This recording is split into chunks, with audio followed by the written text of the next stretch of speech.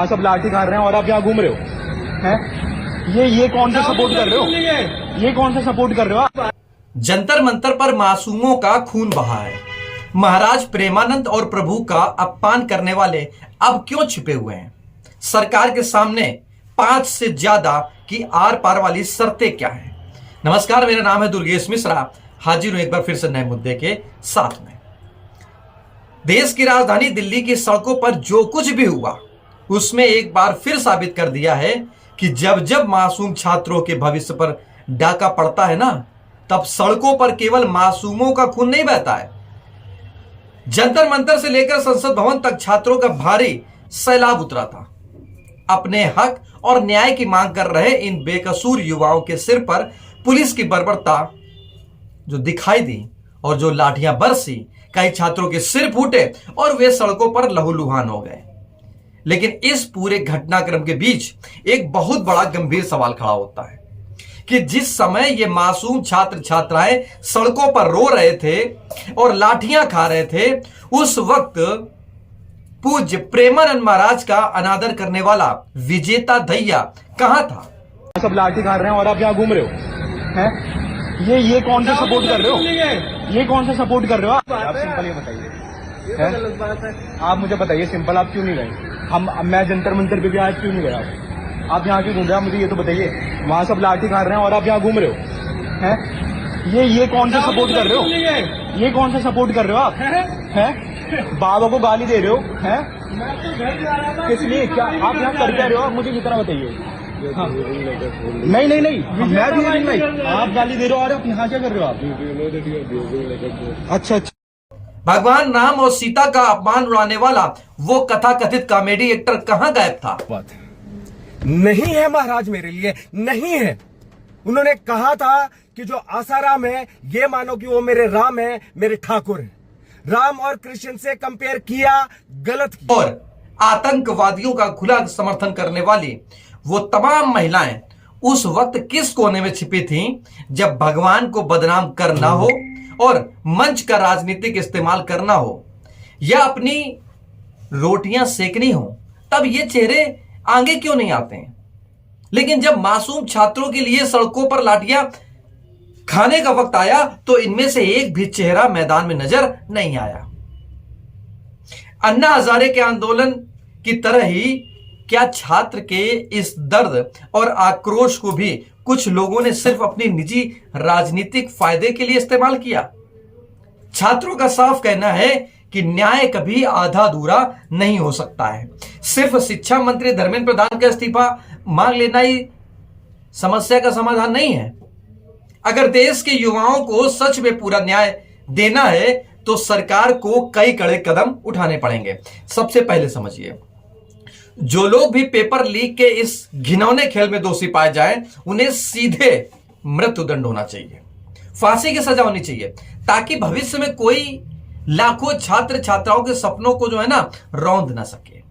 दूसरा, धर्मेंद्र प्रधान को तुरंत हटा करके शिक्षा विभाग की कमान किसी ऐसे आम योग्य युवा को सौंपनी जानी चाहिए जिसने खुद नीट पेपर का दर्द और प्रताड़ना झेली हो। तीसरा, छात्र छात्राओं के परीक्षा के उनके जो केंद्र होते हैं ना, उनके घर से अधिकतम 10 से 20 किलोमीटर के दायरे में ही तय किए जाएं, ताकि उन्हें दर दर भटकना ना पड़े पेपर के समय पर। अच्छा, आंदोलन के मंच का गलत इस्तेमाल करके अल्लाह और विवादित नारे लगाने वाली महिलाएं पर सीधे देशद्रोह का मुकदमा दर्ज किया जाए। ठीक उसी तरह भगवान राम, माता सीता और पूज्य प्रेमानंद महाराज का अपमान करने वाले विजेता धैया और विवादित कॉमेडी एक्टर के खिलाफ भी देशद्रोह का मामला दर्ज होना चाहिए। साथ ही सोनम वांगचुक जैसे सच्चे देशभक्त और समाज सेवियों को राष्ट्रीय स्तर पर सम्मानित किया जाए और इन राजनीतिक पार्टियों ने अपने निजी स्वार्थ के लिए मासूम युवाओं को उकसाकर सड़कों पर जलने के लिए छोड़ दिया। उन राजनीतिक दलों से हमेशा के लिए चुनाव पढ़ने का अधिकार यानी कि लड़ने का अधिकार छीन लिया जाए। न्याय की यह लड़ाई यहीं खत्म नहीं होती है। इस पूरी बर्बरता के दौरान जिन पुलिसकर्मियों ने निहत्थे और बेकसूर छात्रों पर निर्ममता से लाठियां चलाई है ना या भांजी हैं, उन सभी दोषी पुलिस कर्मियों पर भी तुरंत कठोर प्रशासनिक कार्रवाई होनी चाहिए। साथ ही आंदोलन की आड़ में जिन अराजक तत्वों ने सरकारी या सरकार की या किसी निजी गाड़ियां तोड़ी है ना, या हिंसा फैलाई है या उसका दुस्साहस किया है, उन्हें चिन्हित करके उन्हें सख्त सजा देनी चाहिए और कार्रवाई भी करनी चाहिए, ताकि भविष्य में कानून को वो हाथ में ना ले सकें। छात्रों के पवित्र आंदोलन को हिंसक बनाने का दुस्साहस वो बिल्कुल ना कर सके जिन्होंने हिंसा फैलाई। राजनीति के इस गंदे खेल में हर बार छात्र बेवकूफ बनता है और राजनीतिक दल अपना उल्लू सीधा करके निकल जाता है। आज देश की युवा सीधा सवाल पूछ रहा है कि आखिर कब तक मासूम के सिर पर लाठियां बजेंगी और नफरत व मजाक की दुकान चलने वाली जो चलाते हैं वो कब तक मजे लेंगे। क्या आपको लगता है कि पेपर लीक करने वालों को सीधे फांसी होनी चाहिए और लाठियां चलाने वाले पुलिस कर्मियों पर कार्रवाई होनी चाहिए? आपकी क्या राय है कमेंट बॉक्स में लिख करके जरूर बताएं और देश के युवाओं की आवाज को जरूर शेयर करें।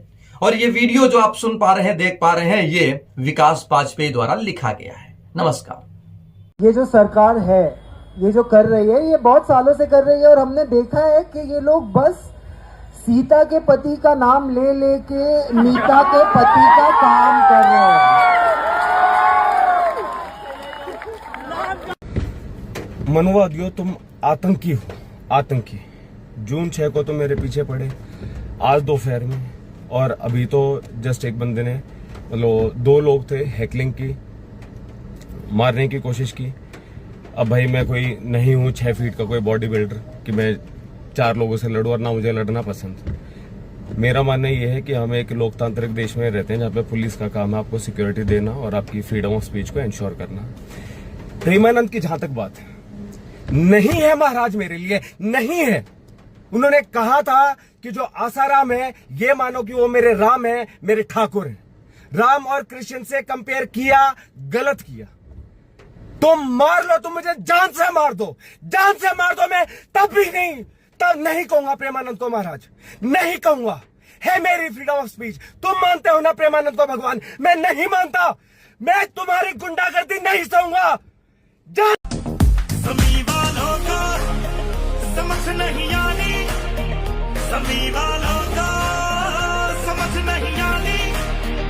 मेरी हीर आसमानी, मेरी हीर आसमानी।